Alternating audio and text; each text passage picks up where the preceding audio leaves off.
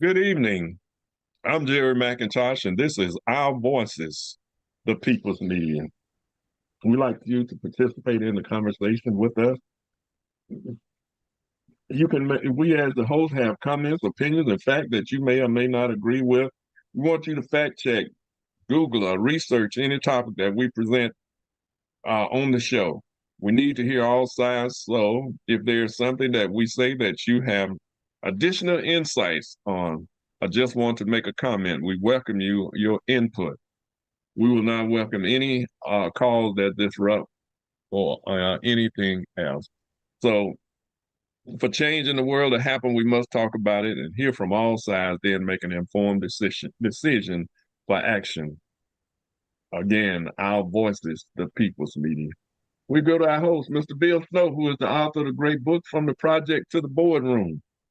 Mr. Derek Scott, who is the chair of the Democrat Party here. And we are waiting on Jill and to come in as well. We have Mr. Vernon Watson, who is the owner and proprietor of WBQP TV, where you watch this show, whether it's on Roku, Fire Stick, YouTube, and other platforms out there, along with our Facebook, the Macintosh Principle, that you can go to and click on Our Voices. But we're going to get started. Derek. Yes, good evening, everybody. Hope everybody out there is well, and good evening to our co-hosts.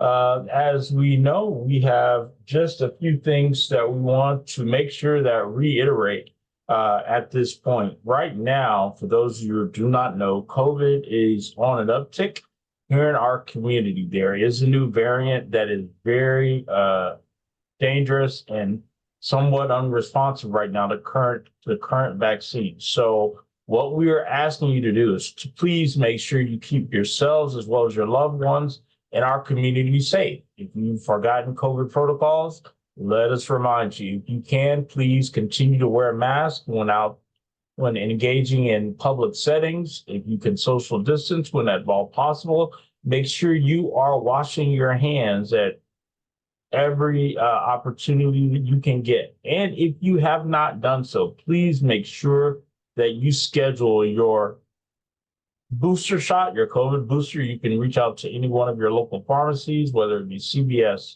Walgreens, local pharmacies here in Escambia, Santa Rosa, Opelousas, Walton, Mobile, wherever you are listening from, as well as your other pharmacies with Aldi's and Walmart, so on and so forth. So, but we just want to make sure that you are making sure that you are safe.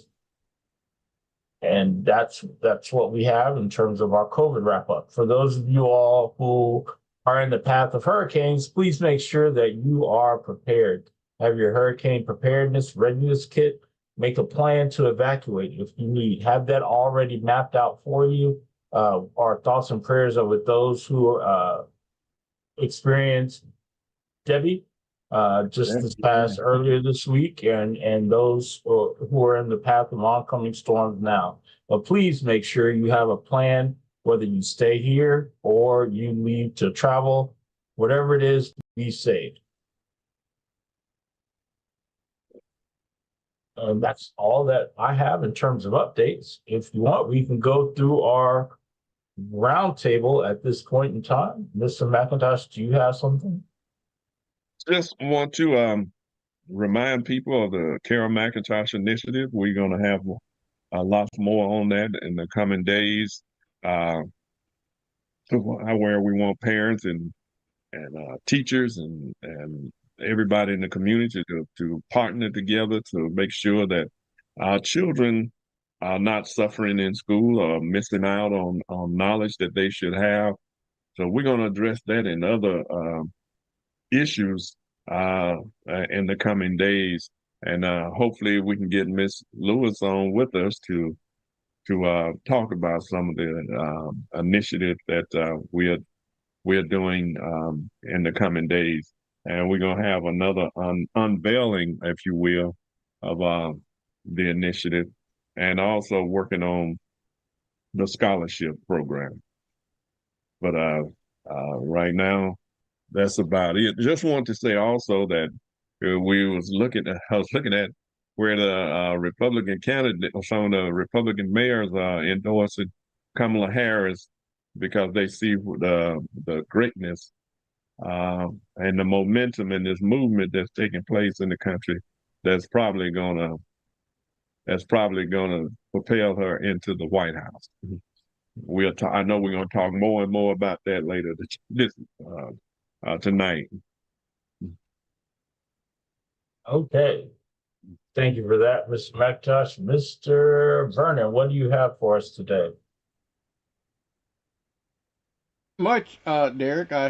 I just want to just promote my man Stanley Campbell. Stanley, he did a buy with the station, and I really appreciate that, y'all. And I want y'all to make sure that the word get out because we really need to get him in office, and so make sure we get the word spread it around that Stanley's there. Okay, so we trying to spread the word for him.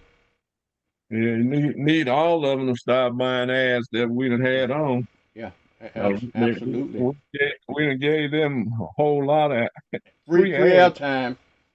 Yeah, And, airtime. So every little bit help. Every little bit helps pays the bills. Yeah.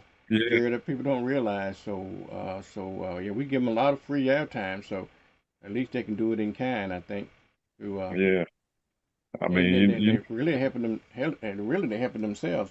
Because I'm telling you, this part of the state really get neglected. I think they just take our vote for granted up here. You know, I'm talking about our party. It just takes our vote for granted. So yeah, because all of them really need, because we done gave, you're not going to get no 35, 45 minutes of free airtime on any station as we do. Right. When they get their money, they should come through for us as well. I guess we need to send them something else to let them know, hey, we still here. We still need that jack. All right. That's all I got right now, Derek. Yeah, we're going to have to reach out to Debbie's team so that she can do some media buys for you, so you can say vote for Debbie too. Okay.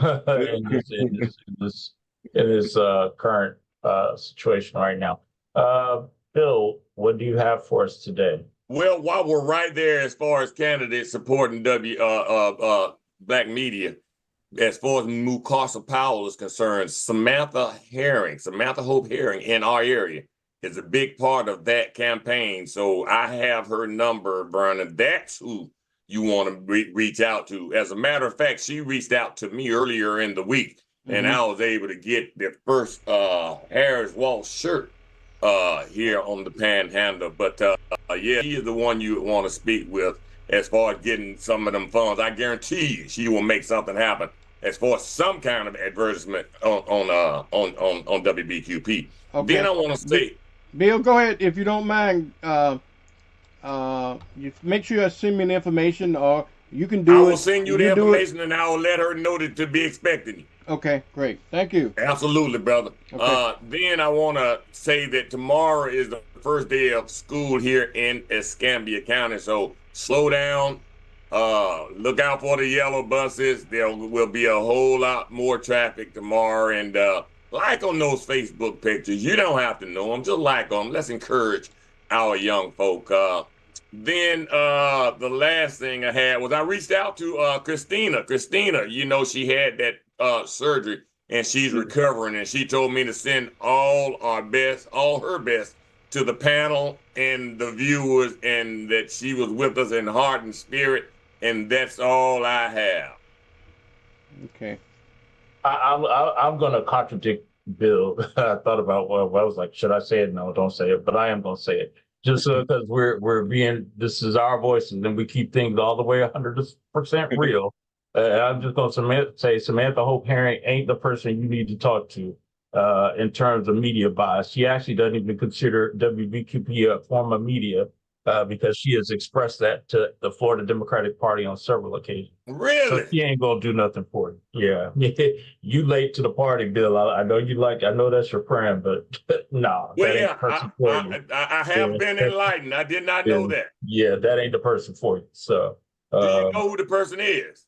yeah, Yeah, we'll reach out. yeah. We'll get to the folks that need to be there. I know their campaign manager very well.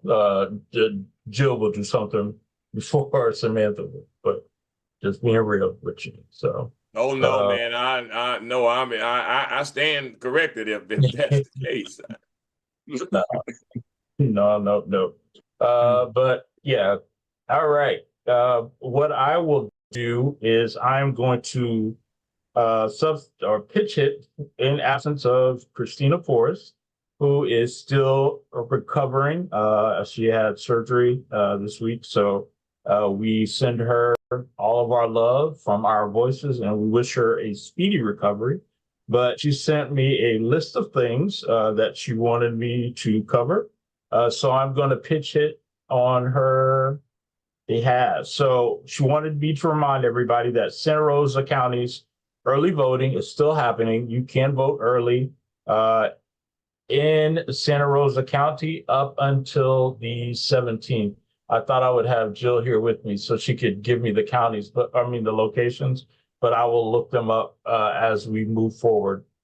From that, if you are interested, there is also the Santa Rosa NAACP has their annual Freedom Fund banquet on August the 31st.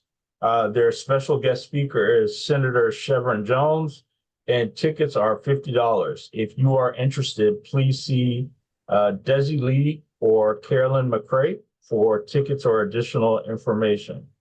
And Santa Rosa DWC will have their Chucks and Pearls. Sorry, let me rephrase. Santa Rosa Democratic Women's Club will have their Chucks and Pearls luncheon at the CMF Center in Milton, which is located 6151 Dogwood Drive on the 14th of September. Tickets will be on sale this week in the amount of $40. So I did want to, if you give me a second, give you the supervisor, the local elections where you can vote, early voting if you are in Santa Rosa County. And let's see, just so I have it. For early voting, you can vote if you are in Santa Rosa County at one of the following places. That is in Milton at 6495 Caroline Street. There in Milton, Florida. You can vote at the Navarre Community Gym. That's 8840 High School Boulevard in Navarre, Florida. You can vote at the Pace Community Center, which is located at 5976 Chumuckla Highway. That's there in Pace, Florida. The Santa Rosa County Auditorium at 4530 Spikes Way in Milton, Florida. The South Santa Rosa Service Center, which is located at 5841 Gulf Breeze Parkway, and at Tiger Point Community Center, which is located at 1370 Tiger Point Lane. Those are all of your early voting locations to vote if you are in Santa Rosa County. Jill said she was coming back. So what I will do is wait for her, and I will go over to Escambia County. If you are in Escambia County, please know that yesterday was the first day of early voting. You can choose any one of our 10 convenient locations here in Escambia County to vote. If you are interested, the first of those are at the Escambia County Supervisor of Elections Office, and that's at 213 Palafox Place. You can go to the the Northwest Florida Library, the main library at 239 Spring Street here in Pensacola. The Molino Community Center at 6450 Highway 95A in Molino. Asbury Place at Cokesbury Church, which is 750 College Boulevard at Pensacola. the Southwest Branch Library, which is at 12248 Gulf Beach Highway, the Bellevue Library, which is 6425 Mobile Highway, the Escambia County Extension Service, which is 3740 Stephanie Road in Cantonment, Brownsville Community Center, which is at 3200 West DeSoto Street in Pensacola, the UWF Center for Fine and Performing Arts, which is at 11,000 University Parkway, that's Building 82, and lastly, the Billy G. Ward Courthouse for those who live in North End and in Century. That is your options. You have until the 17th to vote. All early voting locations are open from 9 a.m. to 6 p.m. If you have vote by mail ballots and you wish to turn those in and you haven't mailed them in, you can take them to any one of the early voting locations and they will count them amongst the ballots that they are taking in. So please make sure that you exercise your voice through your vote this election cycle.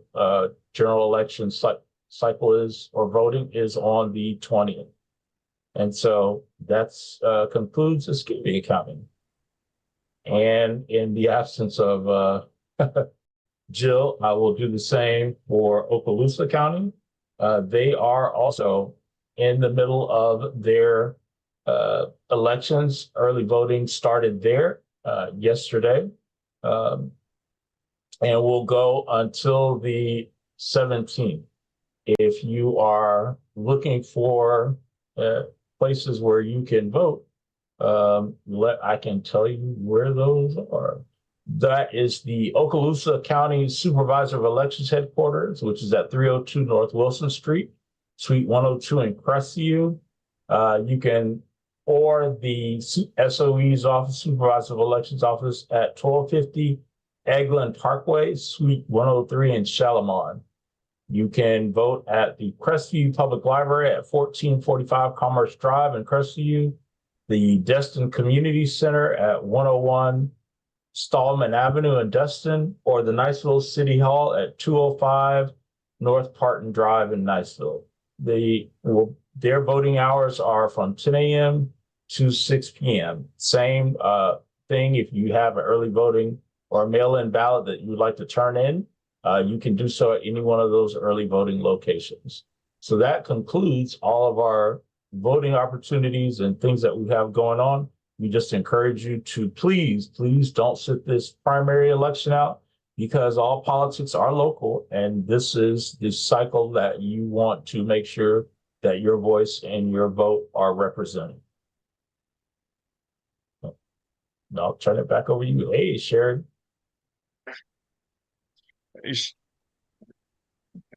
How you doing, Sherry? You on mute? Good evening, everyone. Hey, good evening. Hey, you got anything you want to tell us about this evening with the campaign or anything?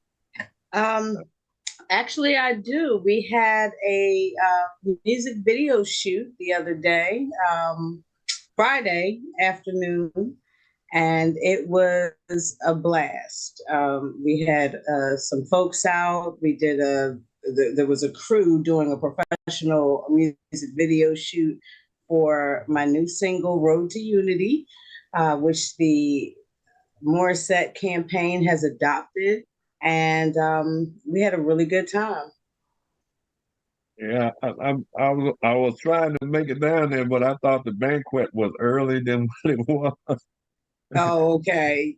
Yeah, and come to find out it was later than what we were told. But anyway, much later, as a matter of fact. But overall, I'm happy that y'all got it taken care of and got it done. Oh yeah. Yeah. So yeah. Look for that in the next couple weeks. We'll be releasing that. Yeah. Y'all gonna release it with us though, right? Yes. And we already have a remix to the song, which everybody seems to love. So I'll be publishing that this upcoming week. Oh, right then. And a line dance. Oh yeah. So there's a line dance also, and we actually have a tutorial where one of the line dance instructors came up with the dance, and he did like a little TikTok video that we'll be putting out. And watch out because we'll be doing some, pop up flash mob type stuff on this. So it's exciting. Their campaign is moving, man. Boy, I tell you, if Right. I'll put in a plug not only for their campaign, but for those of you all who wish to run for office in 2026. Y'all need to holler at Cheryl there. Their campaign is unlike no other. I am always. Y'all trying to run neck and neck with Harris over there? Yeah, Harris. I do believe that local politics should look as if you're running for something statewide or something larger. There should be no difference in the aesthetic and the energy. So we're kind of setting the standard, setting a new standard for the way politics is done in Pensacola. Yeah. Also, just want to say, Dr. Williams, their banquet was nice. The food was good. We had a lot of that there. So, yeah, it was really nice the other night. Vern, you were there. Did you eat much? Jared, that was some good old country burnt corn food. I eat a lot of that food. It was good. I'm telling you, it was delicious. I don't know who cooked it. Was it Fanny that cooked that food? Yeah, Fanny Finkley then. And it was plenty of it. I'm talking about good old down home country food too. Everything was homemade. Yeah. She caters as well. I don't know. I don't know. I think she may. I'm not sure. Oh, but okay. I know that they can cook. They sure can. That food was good. It really was good. Yeah. And can I also give a shout out to the Coalition for 100 Black Women Pensacola chapter. They had their hat show today. I think their theme was a splash of color, and it was quite nice. So hats off to Linda Robinson and her organization. They did yet another commendable hat show. So we had an opportunity to go sit with that, and so that was a great time this afternoon. I was like, I've been to Corrine Jones quite a lot this week, in the last couple of days, but that was nice. Can I also say, because I'm saying it here for people who are watching, as we have a lot of folks who have asked. Everybody has asked for Kamala Harris signs. When are we getting Kamala Harris signs? Are you getting Kamala Harris signs? Why do you not have Kamala Harris signs? And I am here to tell you that we have officially placed in order at the Escambia Democratic Party for Kamala Harris signs, yard signs. For those who are interested, please call starting tomorrow, 850-407-7997, and let us know that you would like to be placed on the reservation list for yard signs. They will go for a nominal donation amount, because we actually had to pay for these because the campaign won't get yard signs for quite some time now.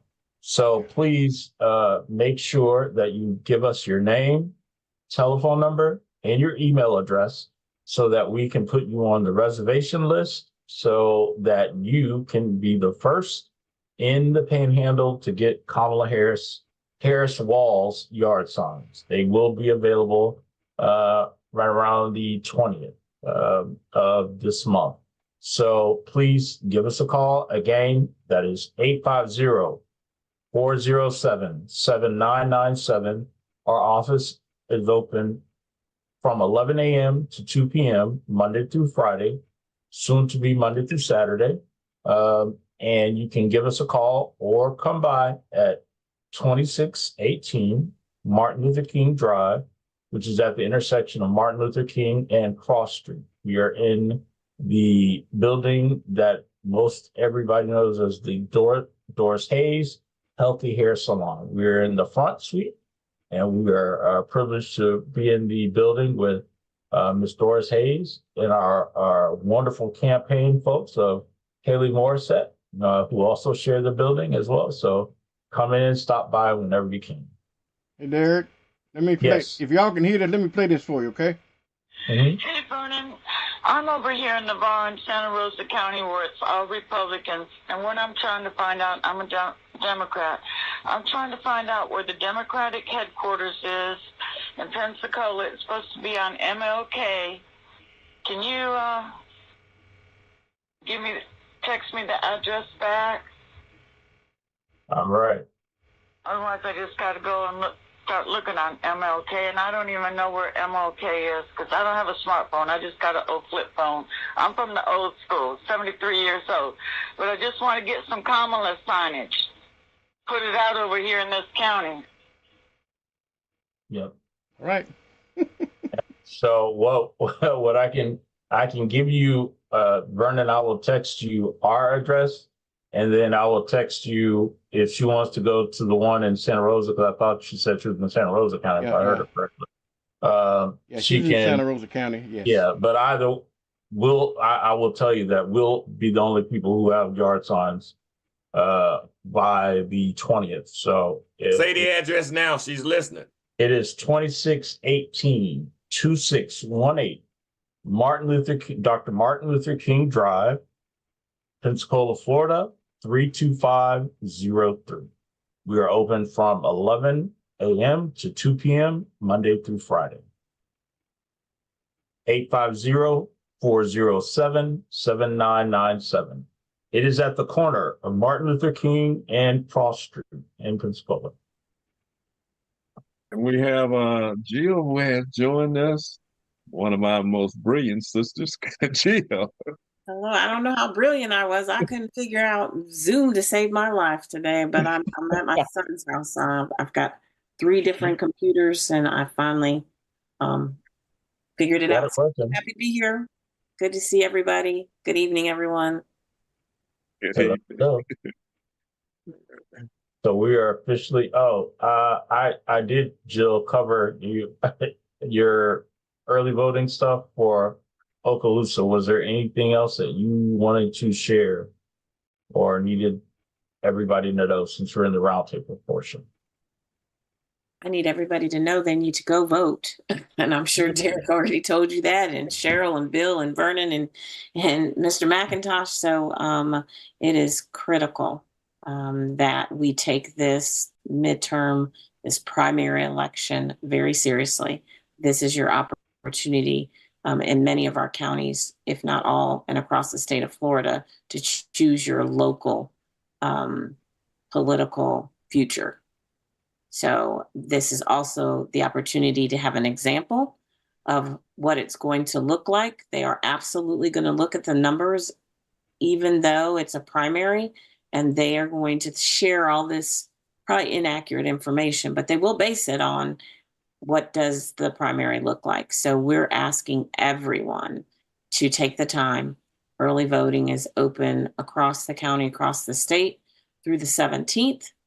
And of course, you can always go vote on the 20th. You can always do vote by mail, but please don't allow your local politics to be chosen by someone else and then sit back and complain about it. This is our opportunity. So if you want to make sure that your voice is heard, your vote counts, and that your community is represented by people that you're going to hold accountable, but that are fighting for you, then you need to vote during this primary election. Thank you. One of the things that's happening now. Really quick, Vernon, I know you're going to tell me about my light, but I don't have my ring light today because I'm somewhere else. So I know. Go ahead. just, just want to say that oh, before we get into the meat of the issues, the Olympics has been. Man, I think it's over. It was over with today, wasn't it? Yes. It ends today, yeah. I think America and China have taken the bulk of the medals, but the American track and field and gymnastics and all kinds of stuff have, and basketball, both women and men. Uh, I mean, it's been really, really great to watch. And I mean, what can you say about Simone Biles? I mean, just awesome. And that, when she would do that pommel on that beam, and she up 12 feet high, I'm like, good gracious, for a person to be that short and to leap that high and spin 3 or 4 times, then wiggle around and all whatever they call it. I'm like, that is just awesome. I imagine people can't even imagine what she have to do, the twisters with her body and all of that. I mean, she the most decorated gymnast in the world now, And then they have named some of these, some of the things that she do after her. And one lady said because other people can't do it, she wanted to reverse everything. She wanted to take it away from one of the judges. They like, no, no, no, no. We can't do that. But yeah, it's been just great seeing all of the athletes. One of the other top athletes from Brazil, she won gold over there too. She beat out Simone and what's her name, Sue, on in one of the gymnastic programs. But other than that, Simone Biles had dominated everything. So really, really good. But we'll move on to Kamala Harris. What do y'all think about Kamala Harris? And is this a movement, a moment, or what? Cheryl, give me some answers on that. I think she has rejuvenated the people. This campaign, I haven't seen this much energy around the campaign since Barack Obama. I think people are ready for something different. Even people I didn't expect to be behind her, they're behind her. But then you have to also look at the alternative, right? It's not just about her, but democracy is on the ballot. Like the future of our country, and Project 2025. All of these things are on the ballot. So I'm very optimistic. I really think she's going to win because there's too many negatives on the other side, and I'm proud that she's a Black woman. Derek, tell what happened on Sunshine Corner with you the other day, because I went on the next day after Derek. Yeah, that was the best TV ever. Yes, that Wednesday, I had the privilege of going over to Blab TV. Shout out to Sunshine. Everybody knows her from the radio. She now has a show on Blab TV called Sunshine's Corner. I've been on there a couple of times, but this week was a little different in the fact that it was set up as a debate. And I had the pleasure of being joined by John Roberts, who is the chair of the Escambia County Republican Party. And so it was a debate on, the state of where, the election is going, the state of where we are as a state and as a county. And, what I will say is, I think it went okay. It's tough because I listened to people. I guess what my major takeaway is sometimes I think Republicans forget that everybody doesn't believe what they're saying at all times. because they will say stuff and just be like, "Oh yeah, okay," and you're like, "Wait, what? What are you talking about? That's not actual." And so he started off with that typical, to me, who I consider to be racist undertones of calling her Kamala and everything other than Kamala. So that irritates me. So I took that as an opportunity, as a teaching opportunity, to say, before we go any further, I'm gonna teach you and everybody else who purposely mispronounces her name how to say it. It's Kamala, like the punctuation, Kamala. Then I guess he was a little taken aback because every time he said it, he got it right after that. He looked at me like for approval, like I got it right. I'm like, proceed, and so there were topics we talked about Project 2025, and he didn't really give answers. Somebody asked a very specific question about the benefit of Project 2025 to the American people. And he started talking about inflation and gas prices and abortion, had nothing to do with the topic at hand. And I was, compelled that he talked for about 3 minutes and said nothing. And I'm like, wow, every opportunity, I guess what Sunshine told me, as you watch it, she'll say, like, your facial expressions read what you're saying. You can't hide anything. And so I was screaming, I guess, with stuff he was saying, and it just wasn't I don't think it went so well on his point. Every time we had a commercial break, he'd get a little irritable with the direction of where things were going. But I held his feet to the fire. Like, look, you can't say this and then expect that. He talked about, somebody called a very specific question that I remember being asked was, it was around immigration, right? And, they always talk about the southern border and securing the southern border. And, my point to him is like, Republicans talking about immigration would be a much more viable discussion point if you talked about immigration as a whole, or securing borders, all points, north, south, east, west. But you only focus on the southern border, which makes it appear that you are concerned about people of color coming into the country, right? And so I said, you never say anything about the northern border, which at this point in time, the fentanyl crisis, we know the majority of it is now coming from the northern border, not the southern. But the question that was asked of him was, are you talking about the southern border?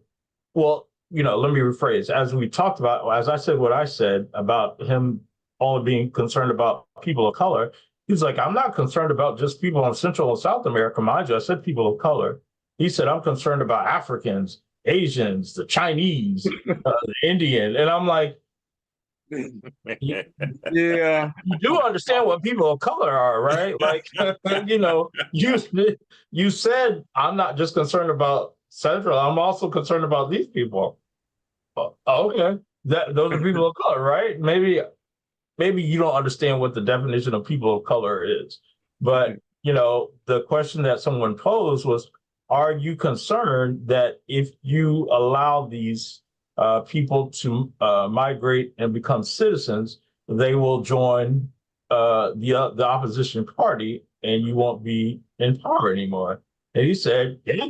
And I'm like, it threw me because I was like, oh, okay, well, that was very honest. Maybe you didn't understand the question, because he answered it, which I thought was a very honest question, but I didn't think that he would be that honest, right? And I mentioned, I talked about the way he was talking. I was like, he's saying the quiet part out loud, but all right. A lot of it was very racist, had a lot of racist undertones. And so it just didn't ring authentic. And I think people who were watching had the ability to see them. Because the people who called were very much, although we live in a very Republican or reddish area, the people who were calling didn't seem to be on his side, so it was very, it gave me a glimmer of hope that Escambia County might actually do the right thing, right? Hey, Derek, on that issue of immigration, they always talk about the southern border, but most folks not of color sneak in this country by overstaying visas. So Right. Nobody talk about that. Right. They get an opportunity to get visas to come in this country and they just never go back. So Right. you're gonna tighten up on everything, tighten up on everything. Right. Right. Right. It's that was the point. Like you keep talking about, the points that you were making was that the amount of fentanyl is solely due to the issue that we have around securing the southern border, which we know that under President Biden's administration, fentanyl that has come across the southern border has decreased by 50% and during his term. And now it's making its way the opposite way because nobody's looking at the other side of the top half of the nation, right?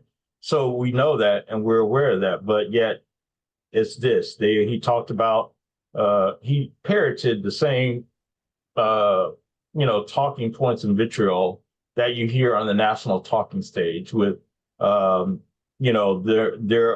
people need to be vetted. And you need to worry about this because they're, Mexico and Central and South America opening their prisons and their mental institution and allowing those people to come into the United States, which we know is categorically false, right? There's not one point that you've heard, oh, Mexico says, okay, you're free, go on over there. Like that doesn't happen, but yet they keep parroting these same talking points that we know to be false. On top of that, that's like you said, a national talking point. But what they fail to realize that when you're sitting down face to face with somebody that know the issues is much better than they do, because all they do is parrot whatever is being said. So when they have to sit down and really talk to you, if they got to talk to you and from a debate standpoint, they can't do it. That's why they always try to overtalk you and try to shut you down while you're talking. And just, and make it like more chaotic. And that's when you have to tell them, look, I'm talking now. I'll listen to you, spill your rhetoric. Now it's time for me to talk. And that's what you have to do to them because that's what they will do every time. Is try to keep you from talking and keep the people from really understanding what's going on. And that's how they keep people confused through their national talking points. Whatever comes down, that's what they talk about. They all of them parrot it from the very top all the way to the very bottom, and that which makes no sense because half of the thing they saying is not based in any truth or any anything of that of substance.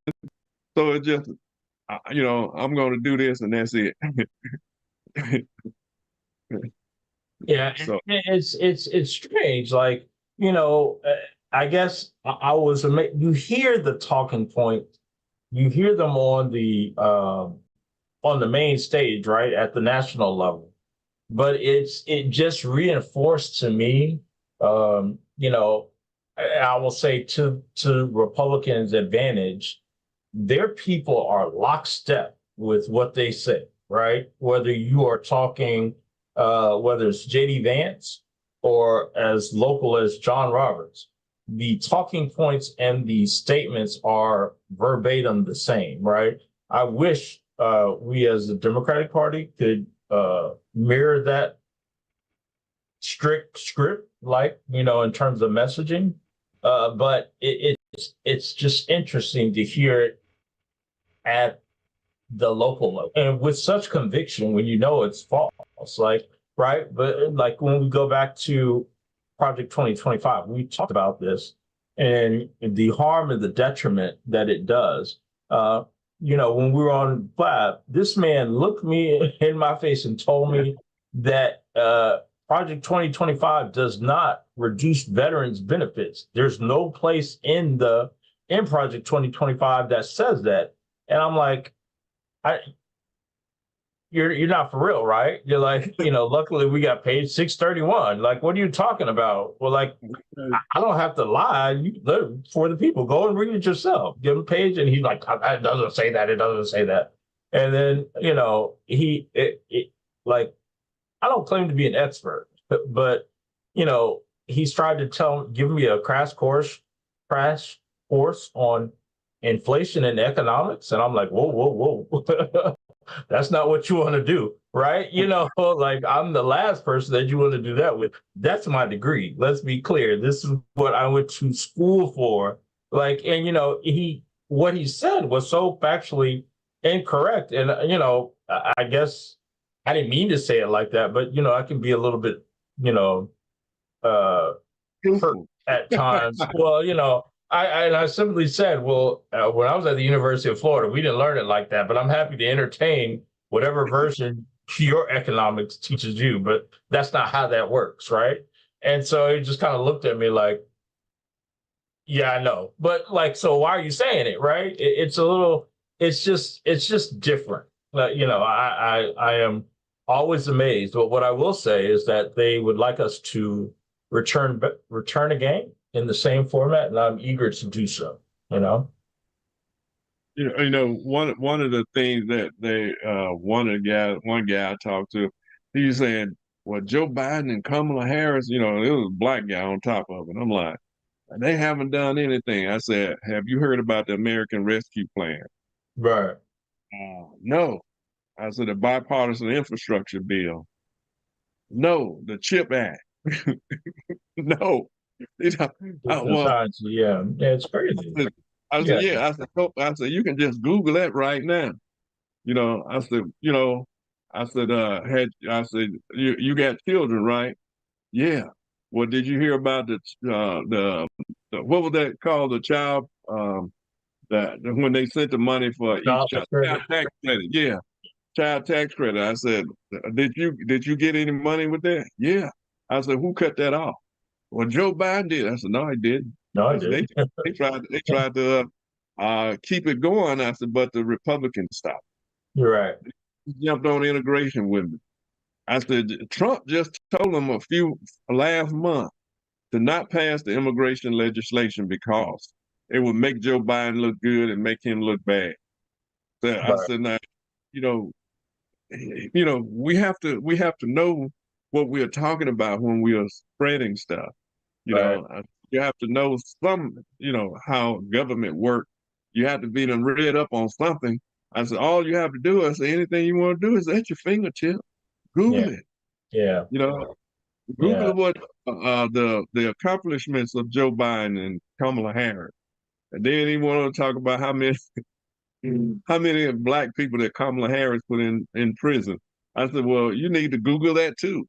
I said, because the answer is none. Let's dispel that. Let's dispel that myth right now, right? So as we hear people say that, it irks my soul to hear, especially our people who have bought into this narrative that they have heard from the right that has somehow made its way into fact-based, things that Kamala Harris locked up black folks at an alarming rate. That absolutely is not the case. She didn't lock up anybody as DA, as Attorney General. In fact, under her reign as Attorney General, black people were sentenced, for first-time simple possession charges at a rate that was almost 0%. So what are you talking about? Like, and you start talking about the her First Step Act and her I forget the name of it, what she did as Attorney General, giving people alternatives to being incarcerated, from that standpoint, and that drastically impacted communities of color, because black people are impacted or have a desperate impact of incarceration as it relates to drug-related offenses. So what are you talking about, right? It's absolutely crazy. And they say it with such confidence, like just as well as they know their left foot is left, they know that Kamala Harris did this. And it's like, that didn't happen. And then I told about that. I said it was Kamala Harris that wrote the George Floyd and Policing Act as the senator. You know, and there was other things that she wrote while she was Senate, while she was the senator of California that has benefited Black people tremendously. You know, so she was behind making sure that Blacks had the opportunity to participate in the infrastructure bill and the American Rescue Plan and the CHIPS Act. She made sure that, you know, all you got to do is look up the legislation that she has proposed for the country. Yeah. And that's why she's running away with this election, because people that are beginning to see what she have done. And it was not Black, because they knew that her potential, even when she was running in California, they knew her potential was she could possibly get to the White House. And they people like that when they come on board like that and come with fire. She came with fire and won the Attorney General for the biggest state in the country, in California. So we have a very active Facebook feed tonight. Rhonda Moore says, yes, California AG, California legal weed first. She says military can simply look at their medical bills, Medicare, hello. Medicare is primary, then secondary, TRICARE. She said that the Republicans name call as soon as a fact is produced. And that is most definitely the strategy from the top. They have no real sense of accomplishments on the Republican side. Per Republicans, they have nothing to run on. So when it's like that, all they can do is hurl insults. That guy that sat down with you, Derek, didn't realize that he was jumping in the ring with a bear, man, an educated Black man that knows his stuff. And the intimidation process, anytime they're talking to someone that knows the facts, they have no recourse, and they are the best at pivoting. You ask them one thing and they talk about what they want to talk about as if they didn't even hear the question. So yeah, Rhonda Moore on our live Facebook stream. One of the things, I want to jump, I'm glad you mentioned that fact. One of the things that we had talked about before I got offline, me and Jill was offline on another issue here, but one of the things I want to point out to you, Derek, about this talking points that the Republican Party puts out there, they have the same talking points. But ask them where the evidence. Everything that they say, there's no evidence to back up anything that they're saying. You know, when they don't care nothing about facts, Vern. They don't care anything about them. I know, but the public ought to care about facts. That's what's the problem with the campaign, the Trump campaign. The media and everybody else leaves those lies unchecked. You know, so whenever they spew some lies, fact check them. That's where the facts to support what you're saying. Are you saying it, but there's no facts behind it? If we spend our airtime rebutting their lies, we wouldn't get our points across. That's all they do, man. And we don't want to be on the defense the whole time. We want to talk what Jerry just said, the accomplishments, not only just of Kamala, but the Biden administration. But if we start that fact-checking thing, man, and answering, we won't have time for I'm sorry to disagree with you, Bill, but I'm telling you, if a lie is a lie is a lie, if you don't confront it. So much, though, Vern. I know, but you just cannot let those lies stand, or because it become a truth. If you don't counteract it with some kinds of facts, then the lies remain a lie. I agree with you, but man, they do so much, man. The golly, man, you can't run all that mess down. Certain points.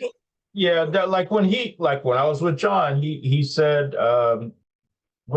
he talked about the Biden's policies on oil, his everyday policies have led to the increase in gas prices. So I was like, so which policies are those? And he looked like that. Right. That's a strategy. I'm like, I just want to know which policies. I asked the question twice, and he didn't answer one. He's just like, oh well, his drilling and fracking. And I'll be honest, that's not my strong suit. I'm not versed in drilling and fracking, but that's okay because I have folks who are watching. Shout out to Cheryl and Hale. They were like, Let me send this to you real quick. And I read it over the commercial break while we were there, and I was like, there you go. And then someone called in to talk about it, so I didn't have to do much. But yeah, you do have to fact check. Yeah, I do agree. That's a strategy of theirs. Keep us on the defense. Keep us on all of them goose chases with all them man. One of the strategies that we're not addressing is social media, because a lot of these talking points are put out there as like, you know, like the Twilight Zone music, and like they've discovered something and they're sharing it, so people think that they're getting like some deep information about Harris, but it's made up. So it's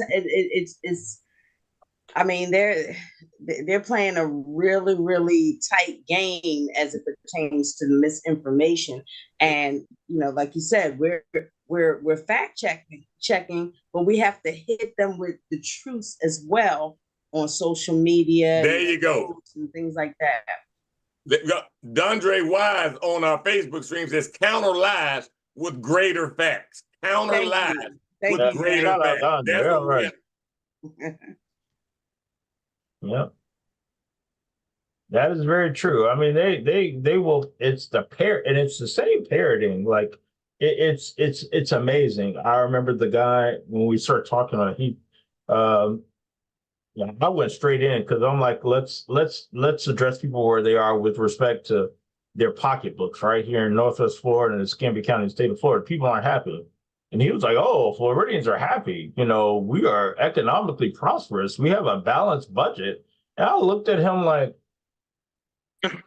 there's not a person on earth in the Escambia County that is living in poverty or whatever the case may be, or struggling. They can't pay their groceries. Be like, that's okay.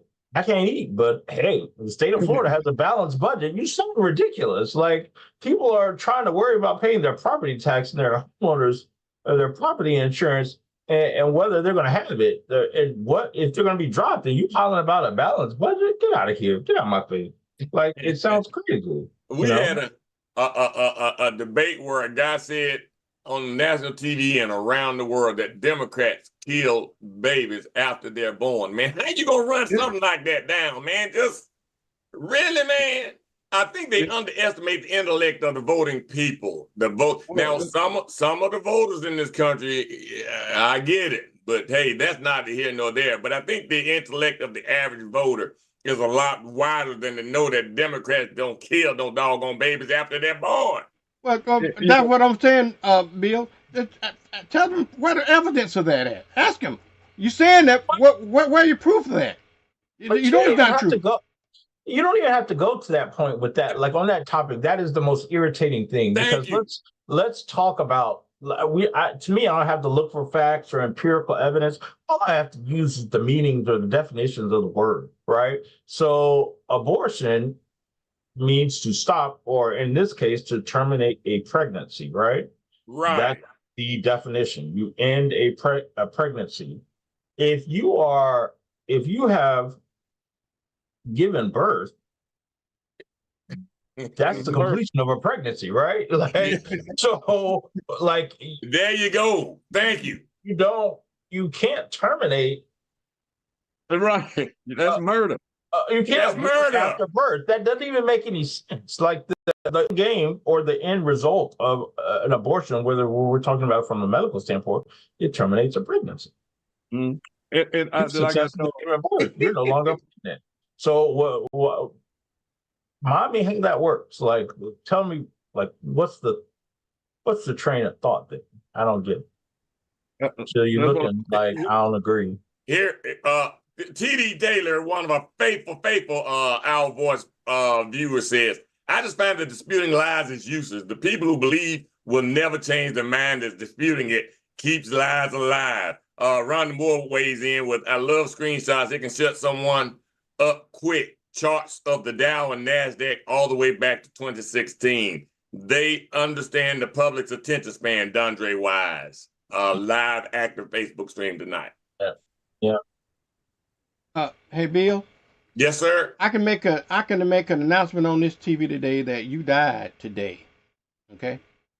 They do it all the time. Okay. I see and dead you hear every day. I see should them, say man. Bill died this Oh. morning, and you hear on the television, and unless somebody check that, you say no, you're not. They're gonna accept that as facts. Okay, that's my point. He need to go. They need not go in and check. You don't have to argue about it, but you just can't leave those damn lies unchecked. You know, and that's another thing I have with the media. They don't. They talk about President what's his face name Rump, or whatever his name is. Oh, he make false claim. There ain't no false claim. Those are damn lies, and those lies should be checked. Okay, that's all I'm saying. It should be checked with facts. Brother Heisem said that, people who follow cults, they don't care nothing about facts. As a matter of fact, he said the people that's spewing that are going after the effect rather than facts. So they are putting out, they want to see the effects of what they put out there. They don't care how it come about, whether it's fact checked or not, because the damage been done once you put something out there like that. And I'm kind of paraphrasing Brother Heisem here a little bit, but yeah, like I say, they just want the effect. They don't care nothing about the fact. They know that the average person is not going to fact check them. They're not going to go and find out information for themselves. And I think people are a little bit more astute though than what they think. Me too. Yeah, because when I was looking at the news today, the Republicans now are saying they are endorsing Harris. That's right. The mayor, what was his name? John Giles. Arizona. Mesa, Arizona. Yeah, he endorsing Kamala Harris because he want to say he said that the chip program that they got out there in the infrastructure bill, he said they got infrastructure plans going on all over Arizona as a result of that infrastructure bill, and also the American Rescue Plan.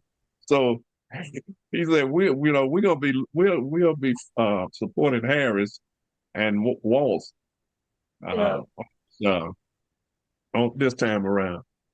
Yeah, for those who are not familiar with the Republicans for Harris are a group of Republicans who, seems like the public face of them are the folks out in Arizona, the mayor, but it's designed to target those individuals who were Nikki Haley supporters and go there, which is funny because Nikki Haley, their design is to appeal to those voters because they did not want Donald Trump, in any shape, form, or fashion, right? So when you look at that, that's who it is. But it's crazy because, I appreciate Republicans for Harris. Go ahead, rock on. But like when you look at it, they are, she got up on everybody's good television on Channel 3, 5, Fox, and everything else, and said, "Oh, I rock with Donald Trump." And now your folks are like, we don't. So it would be nice for us, right? Yeah, it would be. She actually sent them a cease and desist to stop using her likeness and her Haley voters for Trump, and all that stuff. She said, "Stop it, stop it, stop it, stop it." Now you're making me look bad because I done sat up here and looked and did all that shucking and jiving, talking about I'm voting for Donald Trump. Now your people are like, okay, well that's you. Ain't got nothing to do with me. I would like to see one of those phone calls like they did black white dudes for Kamala or whatever the name of that was. They should do one for Republicans for Harris for president. I think they've already started. They've already done it. Okay. Yeah. And there you're talking about the Haley supporters. What's her name? Nikki Haley. Nikki Haley supporters. But there's also those Republicans, those devil Trumpers, with the Lincoln Project. They there as well, supporting. They have long supported anybody other than Trump. Those kind of Republicans.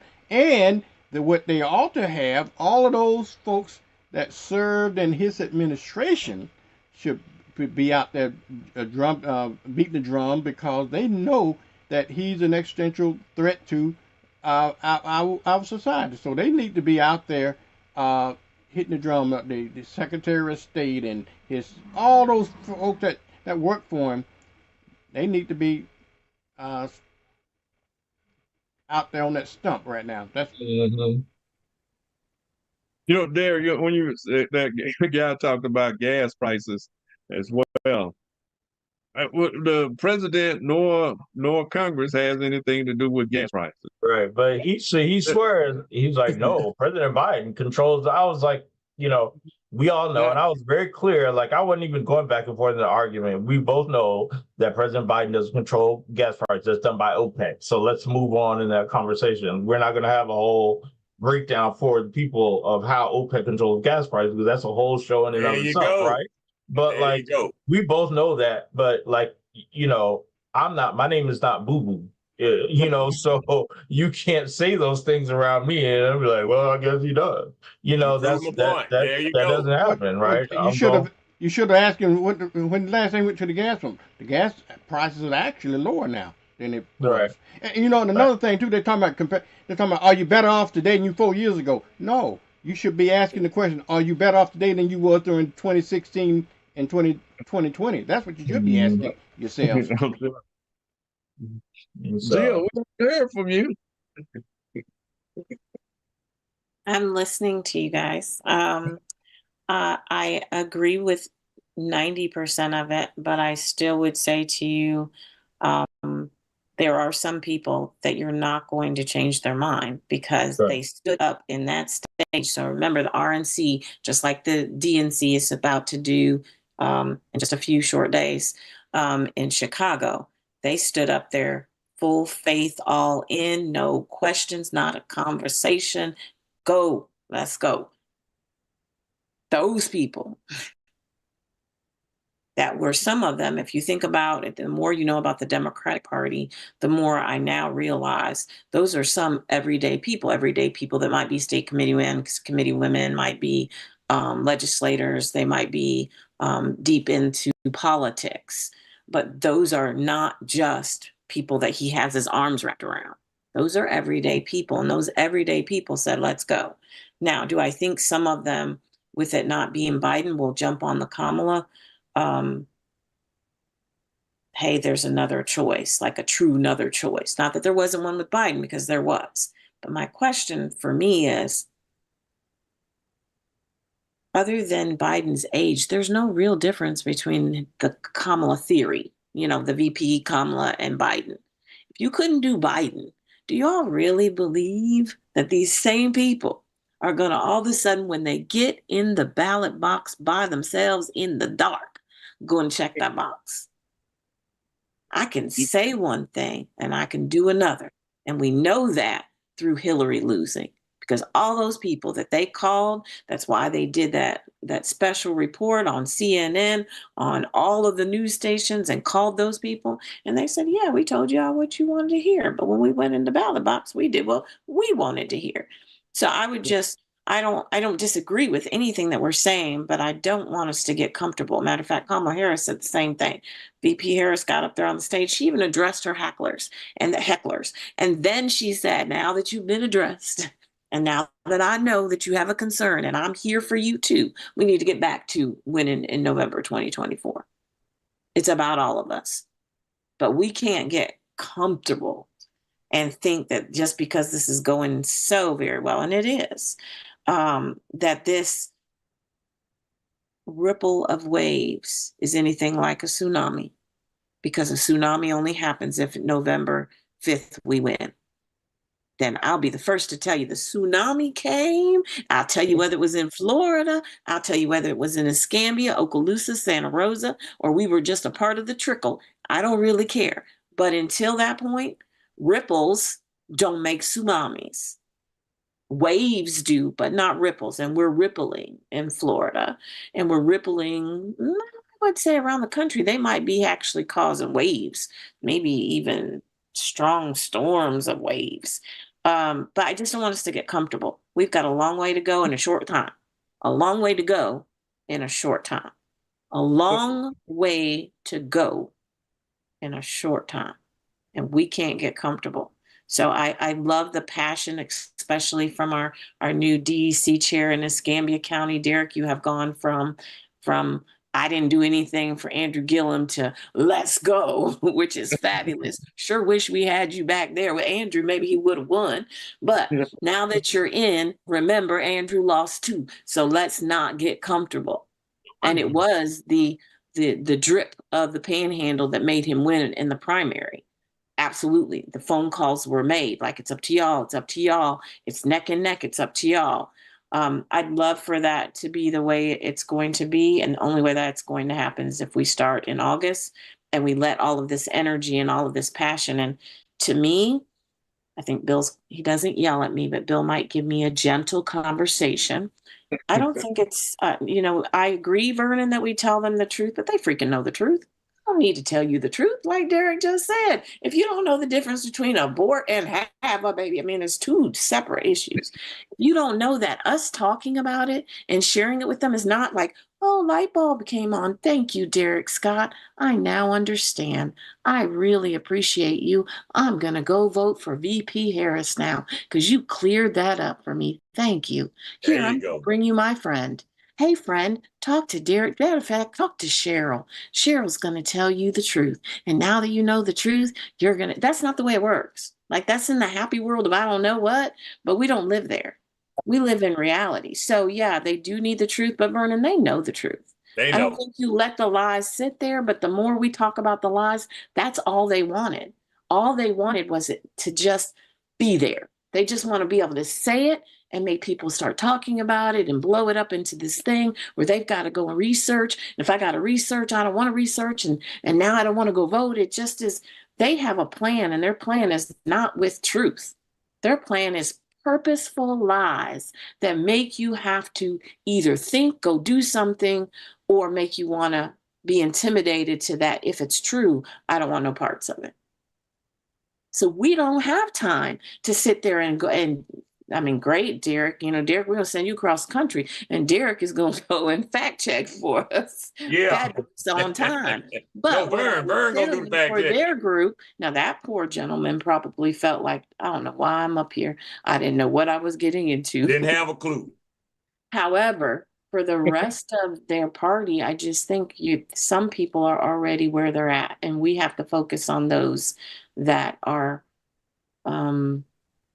more in the middle of I don't know what to do, as opposed to no, I believe this and I want you to change my mind. I don't think that is So you think I think there's so much to do that if we're spending all our time doing that we'll be in the weeds. That's right. In the swamp. Yeah. And I where the gators are, and that's great, but I don't think UF can do this for us, Derek. I'm sorry, it's going to take way more than that. Just saying. Why are you going to bring University of Florida? Just saying. All right. Because I was in the swamp. I'm just saying. There's enough on the ballot to get people either scared enough or excited enough to want to get out.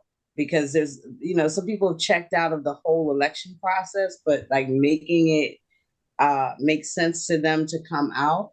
Like the amendments is a great, like, you should get out the vote, kind of carrot to dangle, because it affects everybody, Amendment 4, if you're a woman or you care about a woman, like her health should be important enough to go out and vote for.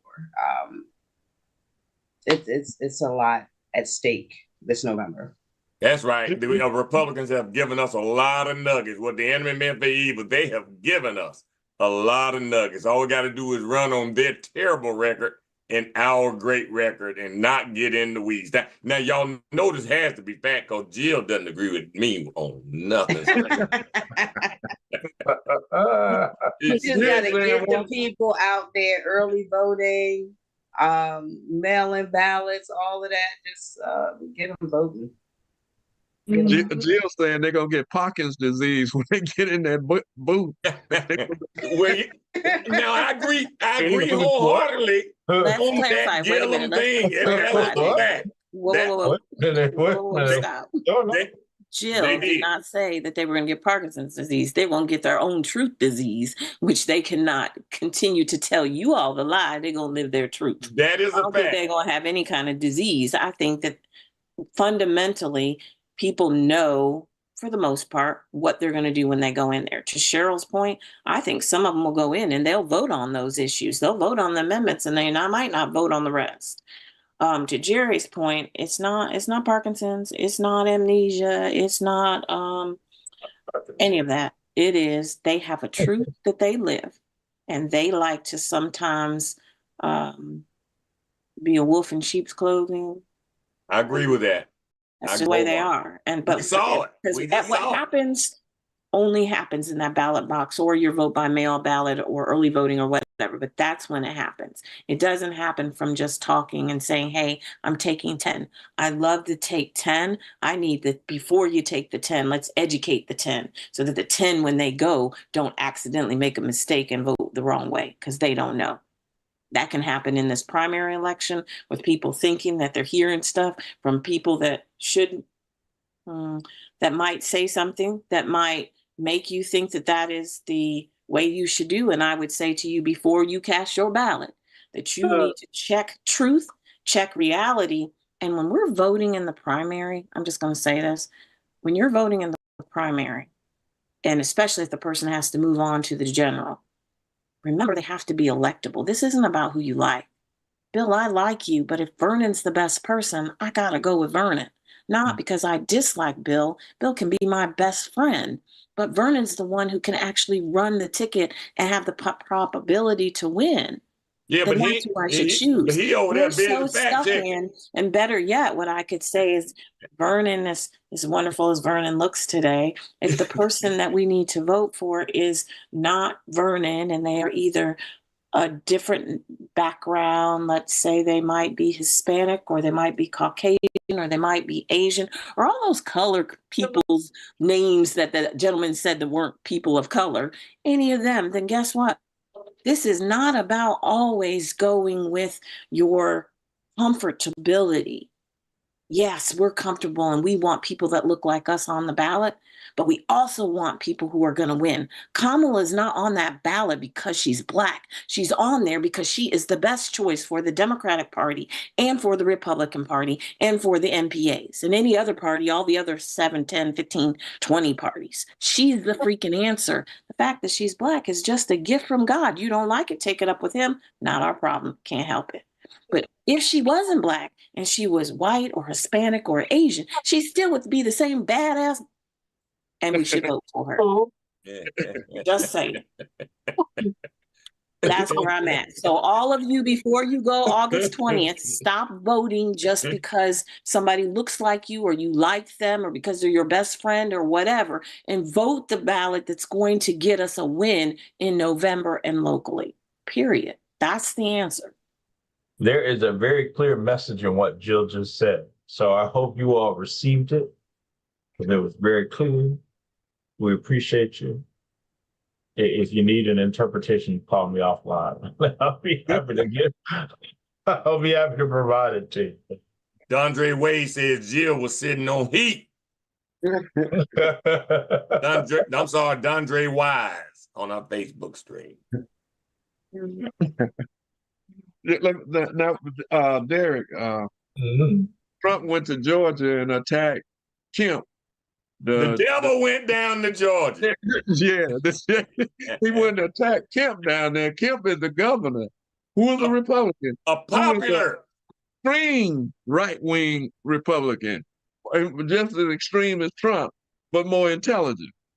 But Trump went down there and attacked him. Then I began to wonder, is this some kind of Jedi trick, mind trick they're trying to play on to get all these people to turn out for Kemp? You know, do you think that they are that smart, Bill? No. This is just, they say Donald Trump doesn't read well, and that's why he doesn't, it's hard for him to stay on script. They say he's not really that bright. and they see he run over commas and commas, Kamala, thanks, Derek. But he run over commas, exclamation marks. But when you don't have anything to run on, you just hurl insults. And he doesn't just hurl them at people of color. He hurls them at anybody that isn't bowed down. And Kemp, he made a big mistake in Georgia coming there the day after Kamala, man, and jumping on him because Kemp is so popular amongst that right-wing elective in Georgia. And he handed us a gift by going, they're saying that we might get Georgia hands down because of what he did there. So, yeah, that's Donald Trump. He doesn't have any issues to run on, so he runs on insults. He's a bad guy. Man, that guy is, hey, what do I say? It's an ongoing thing. Just keep handing him the mic. We don't have to do anything. Yeah. Well, if we keep handing him the mic, though, you know, one of the things that Hitler said, you know, if somebody keeps repeating a lie over and over again in his book, Mein Kampf, he said everybody began to believe it, even yourself. Yeah. That's what Trump is doing. As a matter of fact, when he ran the first time, his niece said he had that book by his bedside, like his Bible, rather than paper. Now he, you know, he appealing to some Christians when he said, "Don't worry if I won't need your vote after this time around because we'll have everything already set up." When he said that should have sent shivers through their spine, sitting there listening to that, because he's saying you not only will you not have any more rights, nobody else gonna have any either. That should have changed their mind right there. Yeah. If I'd have been there that's one time, I would have said something. No, partner. That's the kind of stuff that should be on loops, Jared. The Democrats should have a commercial with that kind of rhetoric on the loops. We are missing it. Jill has said it. We're in for the fight of our lives, and we can't get complacent. We cannot get comfortable. We need to be attacking now. I promise you, because the closer it gets to election days is when the real dirt comes out. That tape of Donald Trump came out a week or so prior to the election with him grabbing people. But I'm telling you, man, it's going to get down to the nitty gritty, and it's warfare, and we need to be fighting. And I hear about the 300 million, but I've got to buy a Kamala sign. Come on, man. We need to be charging full force ahead now. Yeah, and all this stuff that he done said, we need to be running. I know she's holding off probably to after the convention because they're trying to accumulate much money as possible because they're gonna need close to $1 billion to run this campaign into November. But it's a heavy lift, but she's doing it. I mean, you know, people. As a matter of fact, I'm gonna say Carlton that was supposed to be on with us tonight. He's on with Black Men Strategies for Kamala Harris tonight. They on a call tonight. But yeah, some of them ads, I think they should be running some of them ads on his felonies, his rape charge, his fraud charges, his 2-time impeachment, just a whole host of things. You can put that into a minute ad and run and loop that everywhere on social media everywhere. So, you know, to show who this guy really is. And it's he just got a plethora of stuff that they can use on this person, calling people out of their name. He called Kamala a lunatic, and you know, they picked him up. I got it on here. I saved it. He calling her the B word. I mean, just all kinds of stuff. So Biden pulls off the doggone biggest prisoner swap in history, and this guy goes on praising Putin. All that stuff should be on loops, man. We gotta be slugging, man. This is a slugfest. But we're back playing nice. Waiting on the convention or waiting on something. I don't know, man. We better get busy. It's subliminal. You gotta run it. You gotta run it. We need to have that now. Now.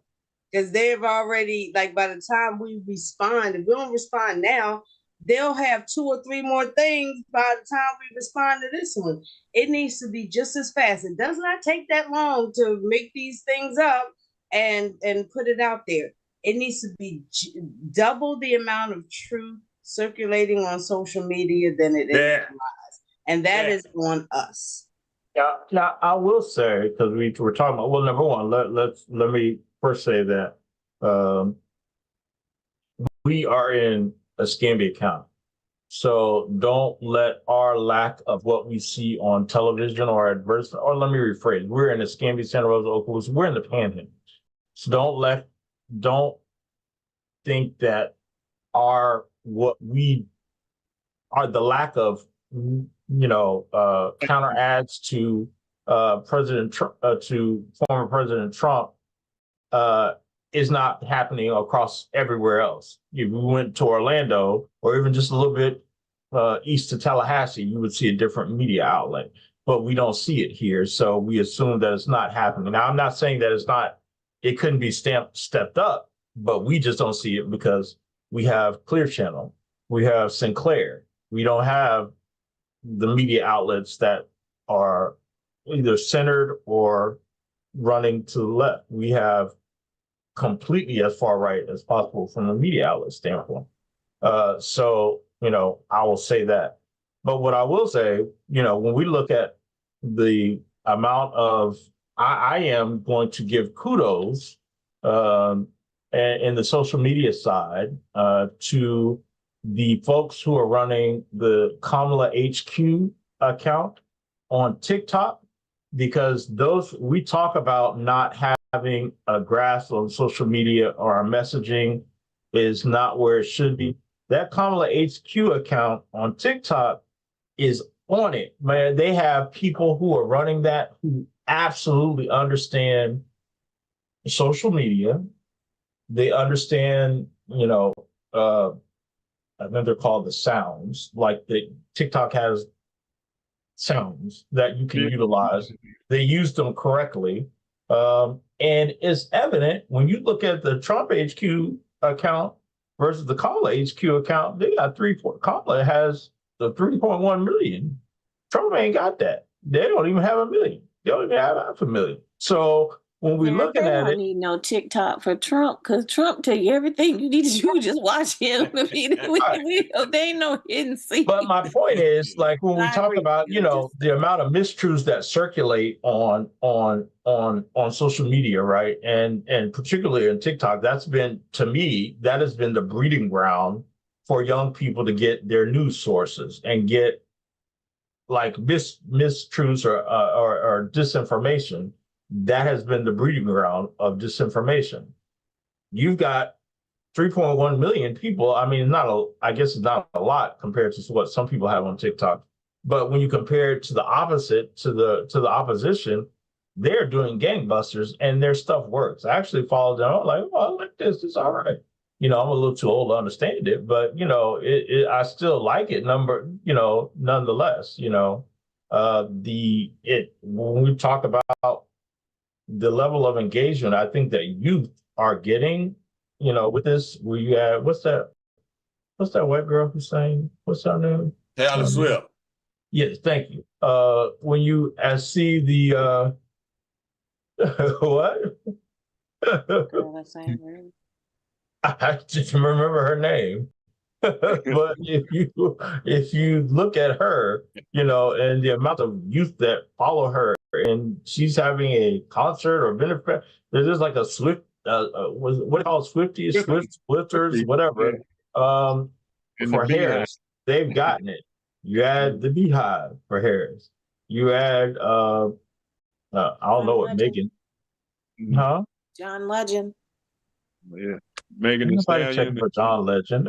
John Legend just went for Kamala. I'm just saying. John Legend. But all right, we talking about like people that young people listen to. John Legend. Okay. Hey, what I can say to what you just said is that I agree. Again, 90% of what you're saying, except for I don't know that everybody's going to Kamala HQ or Trump HQ to get their TikTok. I'm just saying. No, I'm that. Yeah. But no, you're correct in number. Yeah. I said 90%. So you got to let me have the other 10%. I know you just can't give me 100%, right? You can't get 100%. Jesus, I know. Nobody gets 100. There you go. Bill, see, Bill and I agree again. Right. You don't get 100%. That's God, that's Jesus. We're not him. So 90% is pretty high.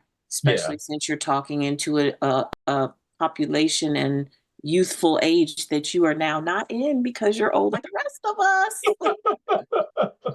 Speak for yourself. You are considered old, like the rest of us are considered old. But I do think that they are making a move. I just don't know how we get into those other places, the spaces that they do go to that have the millions and millions that watch it, that will replay something that we know is false. I think that they know is false, but then they share it with their friends and believe it and will just run with it. Like they shared, I'll share this because even my daughter called me, Mom, are you sure Biden's okay? Because they said they haven't heard from him and I don't know how long.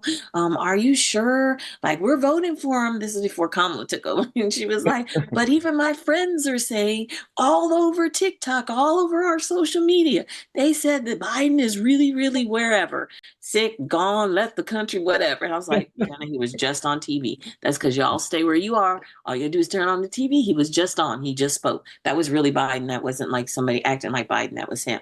But there are those spaces that are not Kamala HQ and Trump HQ that they cross over and they start thinking. If educated young people are literally like, yeah, but I didn't see him. Are you sure? I mean, it's just that quick. It's a statement and they run with it. So while we're fact checking, trying to explain, it's already gone viral. So like Cheryl said, if you don't do it right now, and Bill's saying right now, this second, it's gone. And you can't catch up. You can't catch it with truth after the fact. And they know that. That's why they spew and share and act very comfortably in their lives. Because to them, their lies are truth.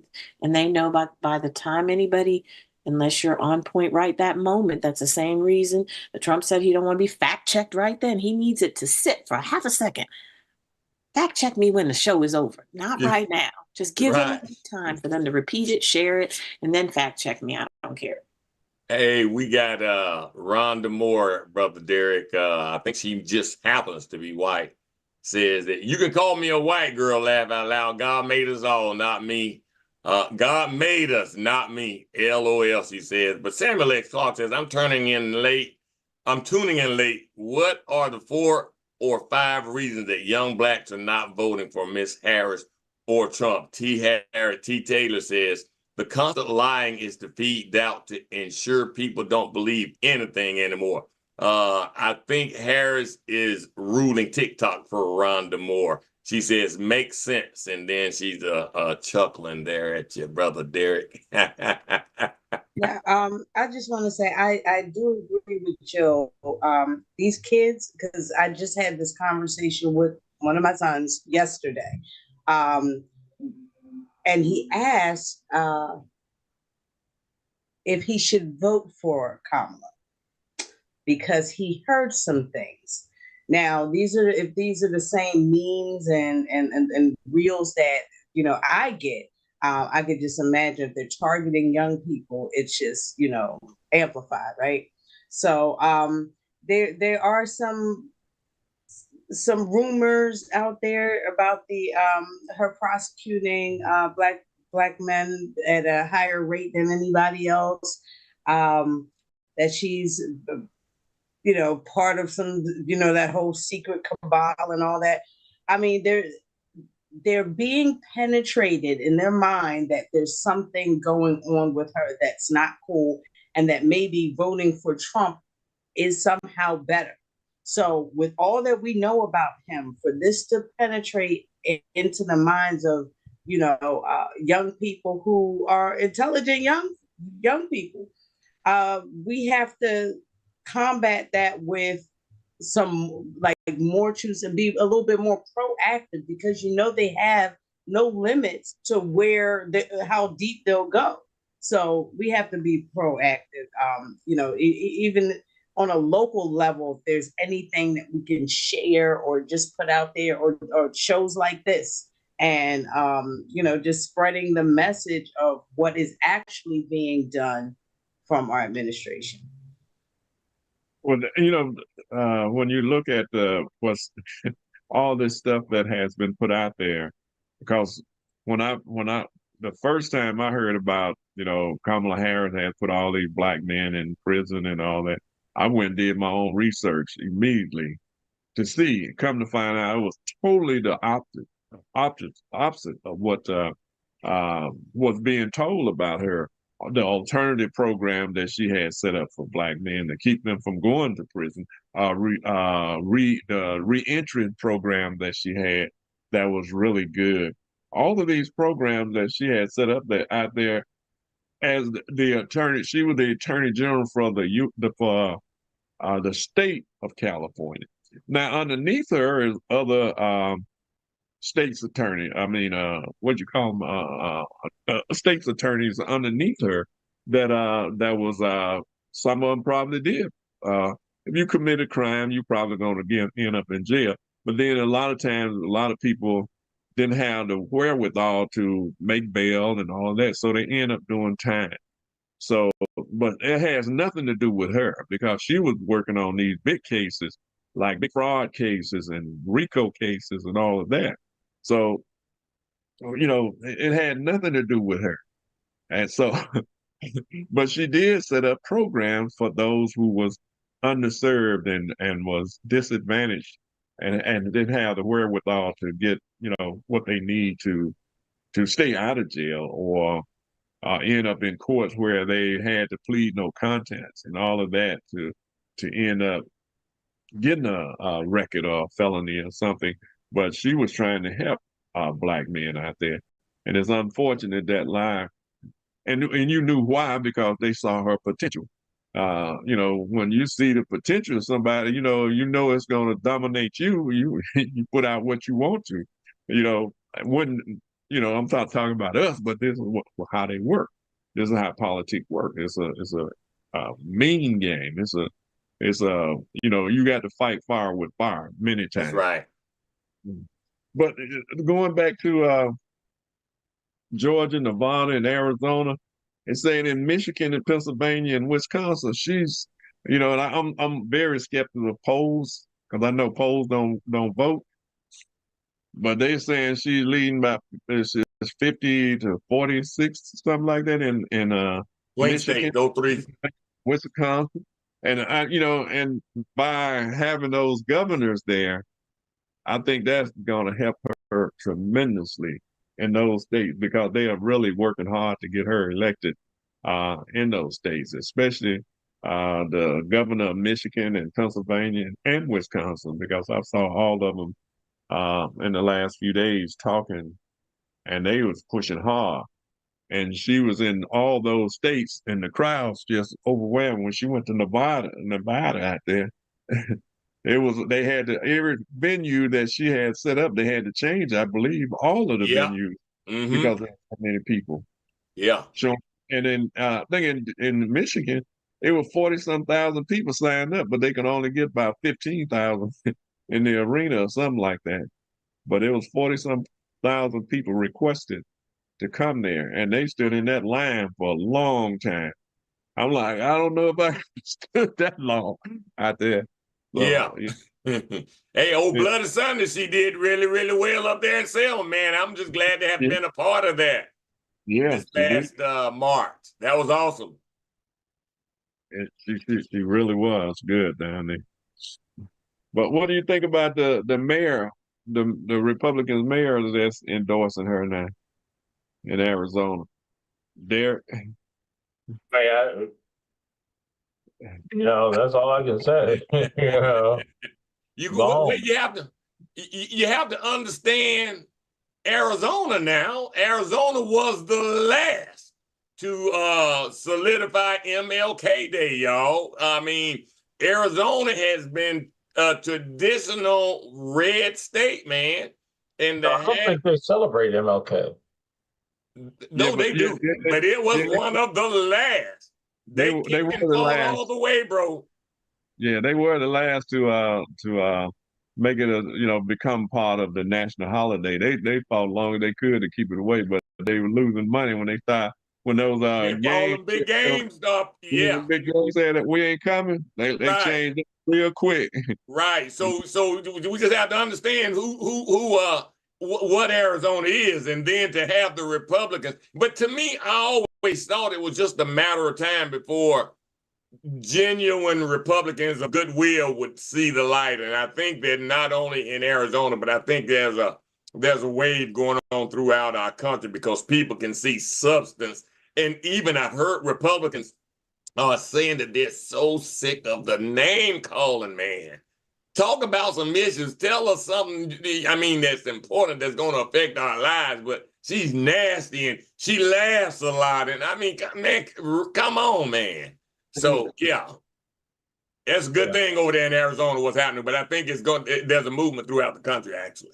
I think that a lot of it is also that these people are men and women before they're a part of anybody's political party. So when you have someone who, convicted of 34 counts, someone who has incited an insurrection on the country, someone who has mocked and called military veterans and heroes, losers and things like that. When you go through all of the negative things that he's done, and the worst you can say about this woman is that she laughs funny. Like come on now. Like I know. No brainer. They don't have anything. So hey. See that you just said something, Cheryl. I just go back to it. It struck me like I don't think that he recognized the 34 felony count. When I go back to Wednesday with John Roberts, he looked me in my face and looked in that camera screen, and told the people watching that Donald Trump was convicted solely of one felony. Yep. and I was like, I'm sorry, you mean 34? He was like, no, it's just one.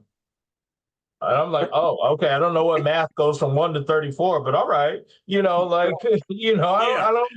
like, it's like, what do you see I guess to your point, Bill, I'm not fact checking that, because we clearly saw 34 counts come in. And how you determine it's one, I don't understand. But all right, okay, all right, Maybe he was talking about that one rape that he was convicted for. He was like, it's just one felony. To him, it's just one. To them, it's just one. They just lump them all. They don't care if he has 1,000. It's just there you one. go. There you go. One. It's just one. And I'm like, what? No, 34? He was like, no, just one. And it made me think, maybe I misheard what we were talking about. Maybe he was talking about the rape. I know we were talking about felony convictions, right? But Derek, let me ask you a question. Did he say it with a straight face? He did. Wait, listen, and you clearly did not, because we see your eyes already. I can't imagine. I'm gonna have to go back and watch it. Them eyes tell it. But more importantly, what I was gonna say is he said it with a straight face because they absolutely believe it. And how you just said, I had to think for a minute and say, are we talking about the rape or are we talking about the 34? Because I know.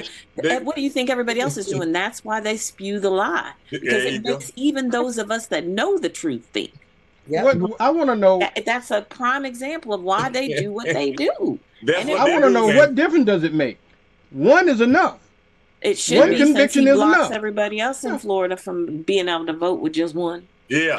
I recall them chanting, "Lock her up," some years ago.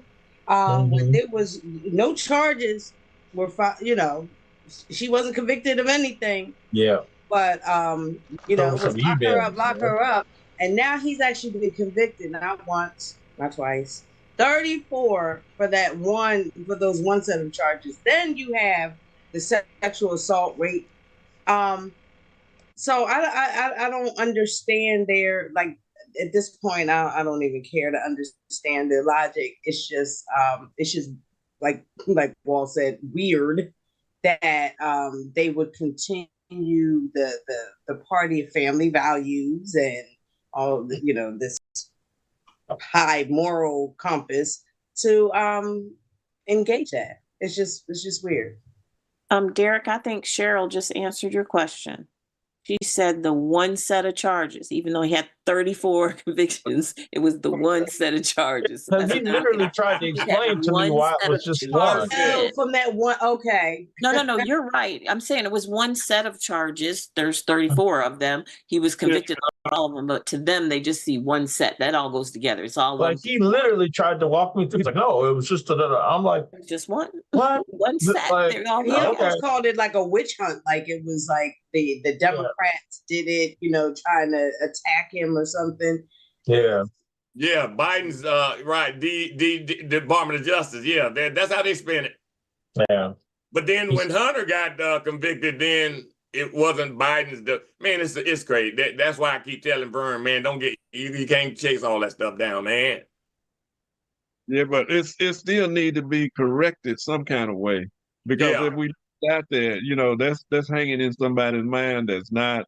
But the 34 felons don't need to be corrected in no kind of way. And the only correction that we can give them is to vote for Kamala and get his behind out of the picture completely. That's how you prove to them the truth. Pensacola local TV and somebody that was only one charge, and you and the world know it with 34. Man, you don't want to spend no time with that there. Yeah, I'm like, okay.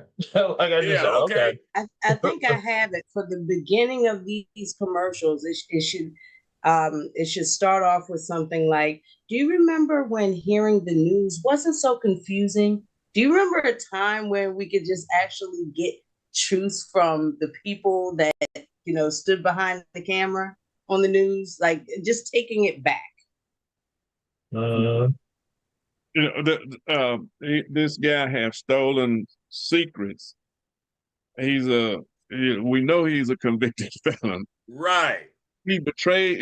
He said he wanted to betray our Constitution.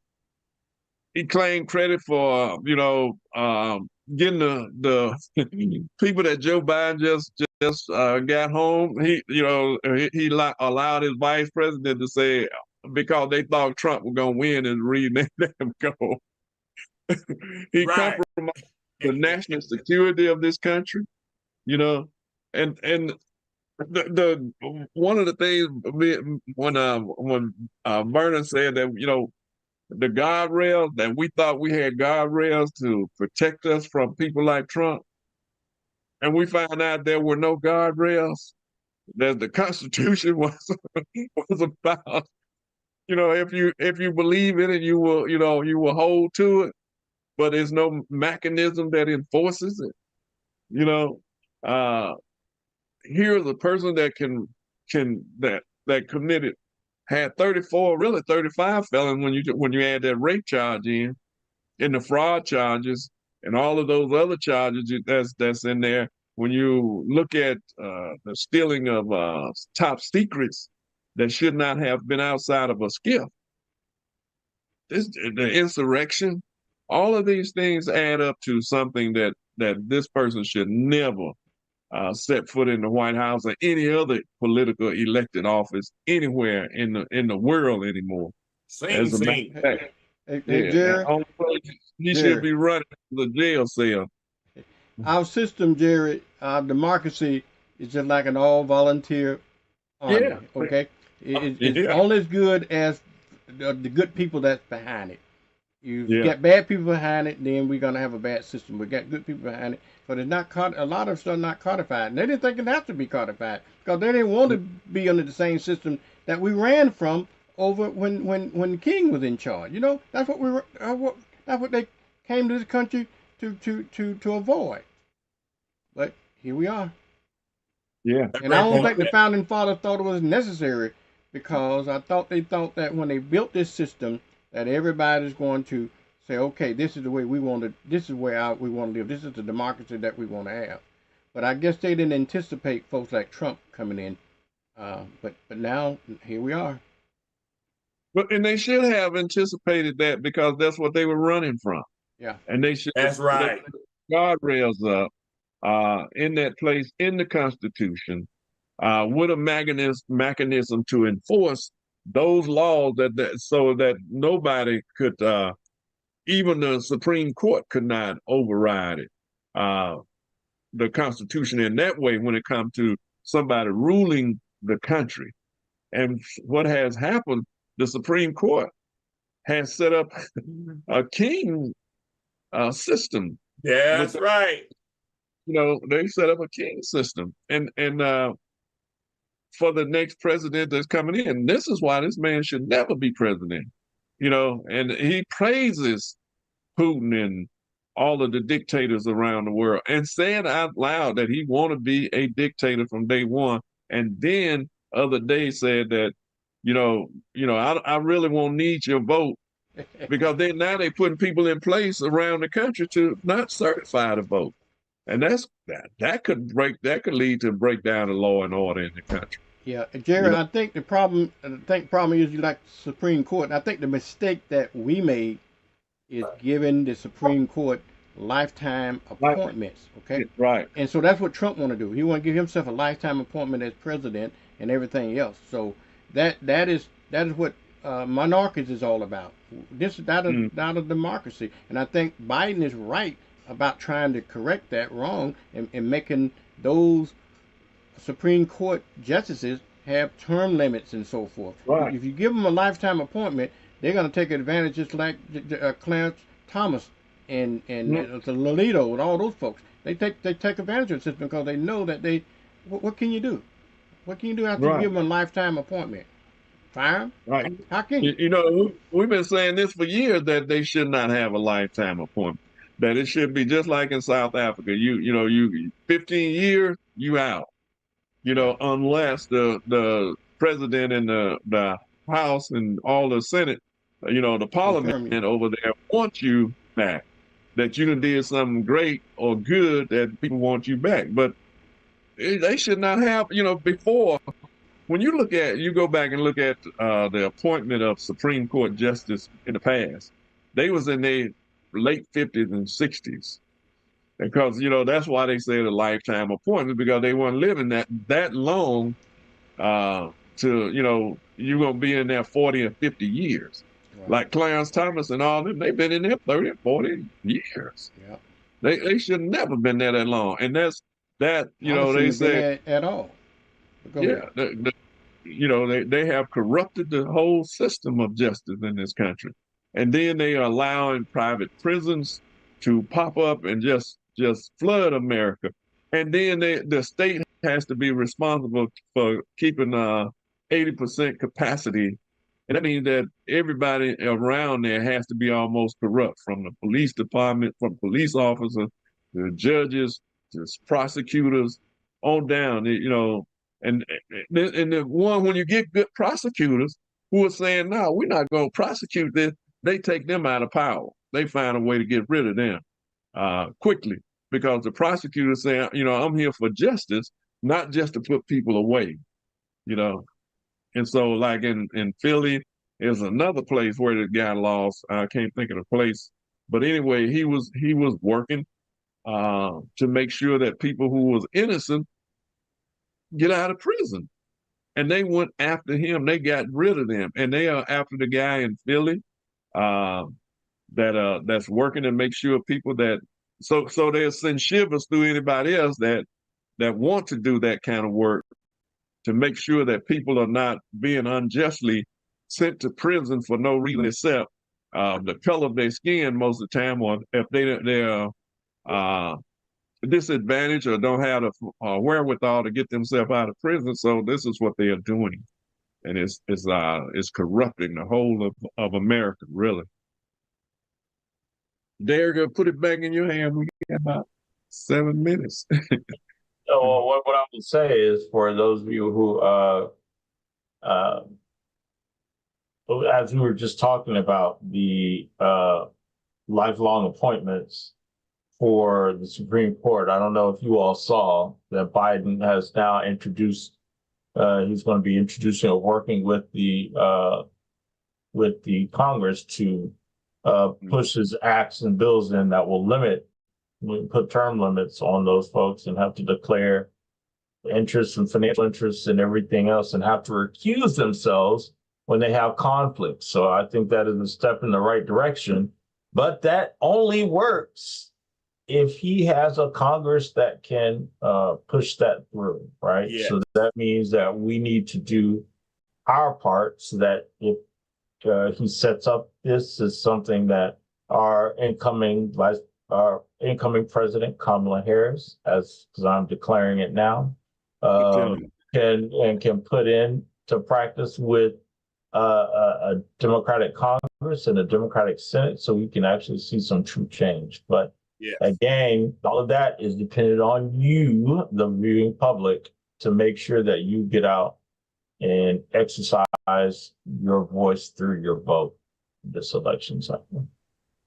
Okay, Rhonda Moore, let me get these in because they're, I'm so glad that we got an active Facebook stream tonight. But Rhonda Moore says we're spending a ton of money to protect his adulterous extended family. Secret Service, no other president needs that much Secret Service. But Samuel X says, I think the best thing the Harris campaign can do to garner the swing black vote is to stop fear-mongering and address what specifically they're going to do for black people and not use the term minority, which really means white women and LGBT. Samuel X. Clark on our Facebook stream.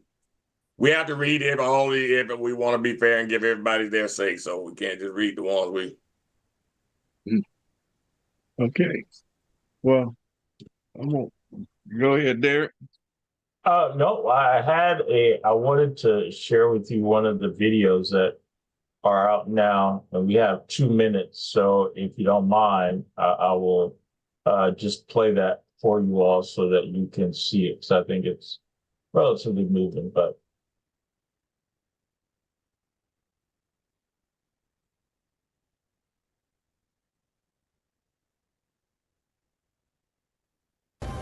One that has yet to come true. It was freedom for some, freedom for the few, until we, the people, rose up and came together. From the Underground Railroad to Standing Rock, from Stonewall to Selma. We've pushed America towards that dream of freedom again and again and again. But there have always been those who use fear and division to cling to power. Now, once again, they are threatening to take away our freedoms, to control our own bodies, to vote and have the will of the people prevail, to love who we love. Progress often seems impossible. The truth is, we decide what's possible. You decide what's possible. We can build a country where all of us are free to thrive, a place where equality, justice, and liberty are real. And someday, when the next generation asks what we did in this moment to protect our freedoms, we'll be able to say everything we could.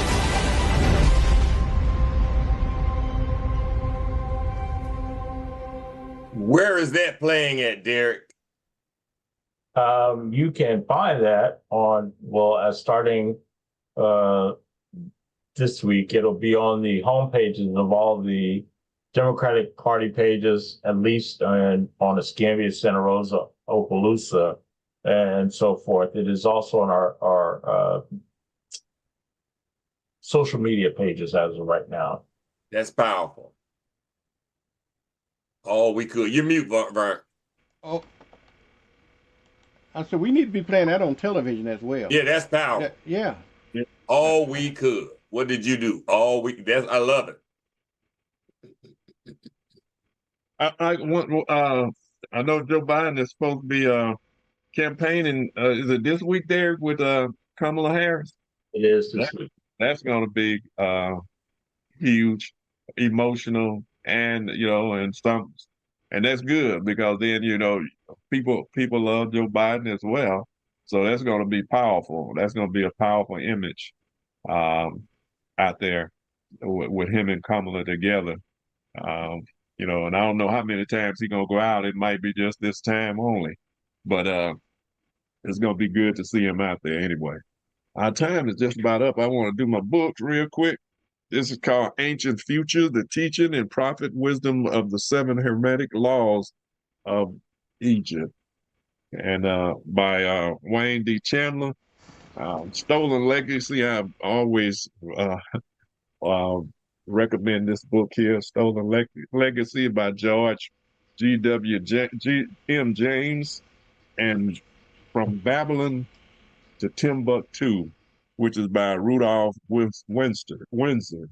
So those are my recommended books for this week. And we hope that everybody have a great week coming up. Derek, back to you. Okay, well, again, as Mr. McIntosh said, we thank you for joining us this week for another edition of Our Voices. Please make sure you pay attention to the Democratic National Convention happening this week. To all of our delegates, best of luck. Come back on fire and let's get ready to make the change that we need in Northwest Florida, the state of Florida, and these United States. Until next week, everybody, thank you for joining us and have a great evening. Good night, everybody. Hey.